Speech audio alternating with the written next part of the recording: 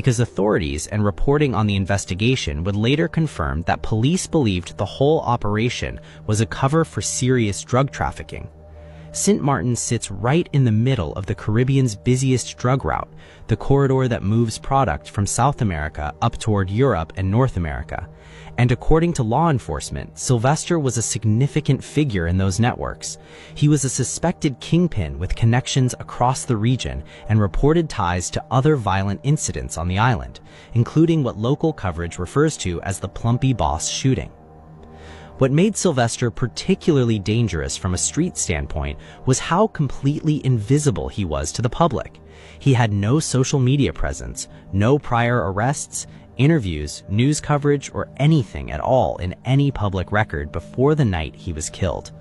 You could search his name across every Trinidad and Sint Maarten news archive and find absolutely zero going back years. That kind of invisibility in today's world is not something that just happens. It is built and maintained on purpose. And it's exactly what lets people in that kind of life keep operating without interference, sometimes for a very long time. But it also meant that nobody in his social circle or around him could see what he truly was, or understand the level of danger that traveled with him wherever he went. Denisha had never met him before that night, and had no way of knowing any of this. He came across at the club as a generous, well-connected local who was showing some Miami women a good time. That's how it looked from where she was standing. And the gap between that surface and what was actually underneath it is exactly what cost her her life. Now we get into what actually happened, and pay attention here because the details matter. Denisha, Sincaria, and their friend arrived in Sint Maarten in early March of 2026. This was their first time on the island.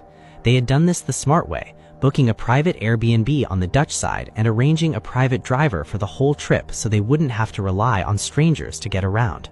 They landed, settled in, and went straight to a day party. Some accounts mention beaches and a beach bar with rope swings. The first hours of that trip were exactly what they were supposed to be: 3 women from Miami having a good time on a Caribbean island for a birthday. That night, going from March 1st into the early hours of March 2nd, the 3 of them headed out to a nightclub. Most coverage calls the place White Rabbit, though some Sint Maarten reporting refers to it as Nowhere Special, and sources treat them as the same venue in the Maho area of the island.